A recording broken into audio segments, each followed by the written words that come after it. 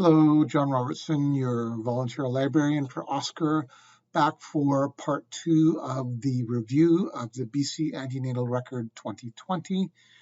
We're going to start looking at the individual pieces here.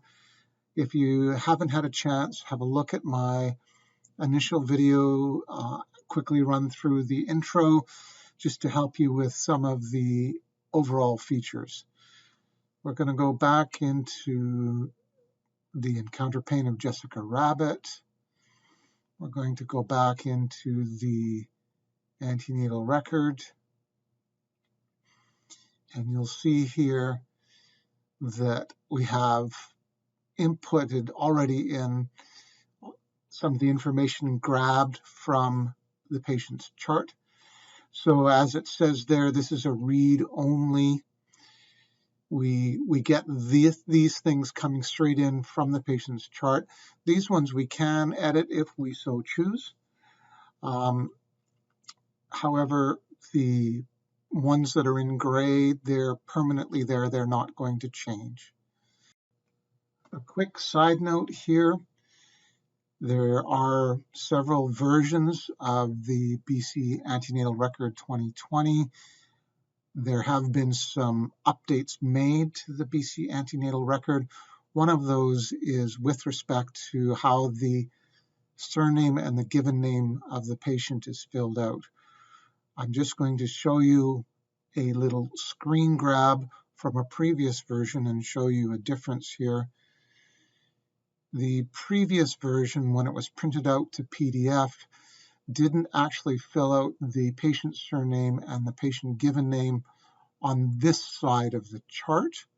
It did fill it out on this side of the chart, and the information is there, but you could say that this is incomplete because this part does not get filled out. In the latest version, that has been fixed so that the name appears in both places, both here and here. Now, as I mentioned in my previous video, anything that's got a sort of a purplish background is active. It can change for you. It can run a program or pull something from the chart.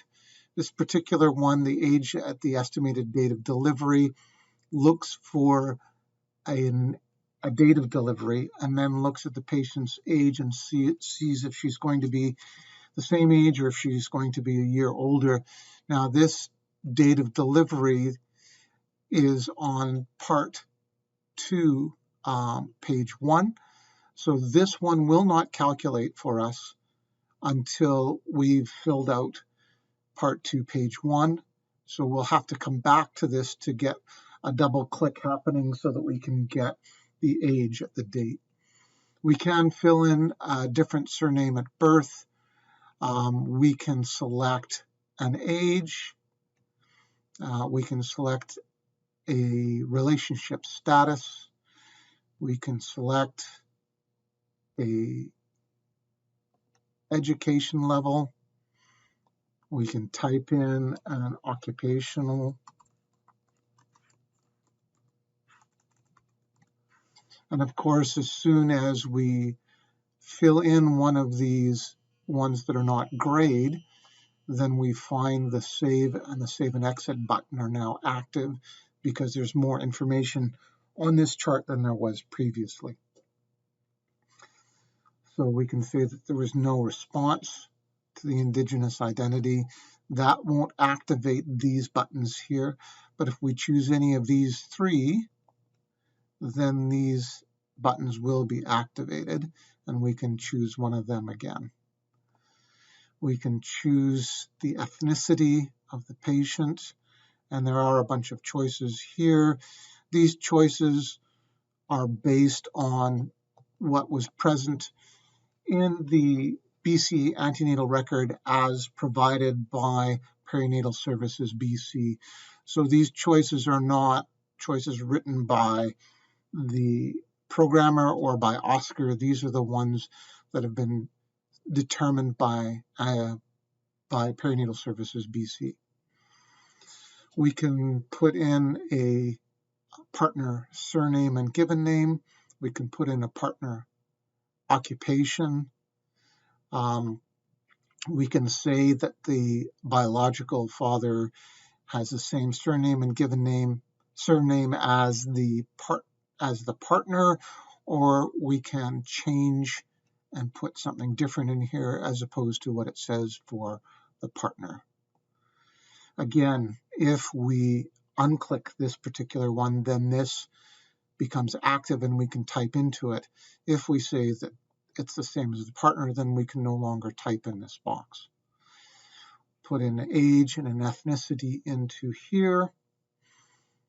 So for allergies, there's a couple of possibilities here. You can say none, and then this is no longer fillable, and the checkbox for none will show up in the printed version. If we uncheck that, we can double click on this. Again, this is a purple one. We can double click on this and it says see attached page for allergies.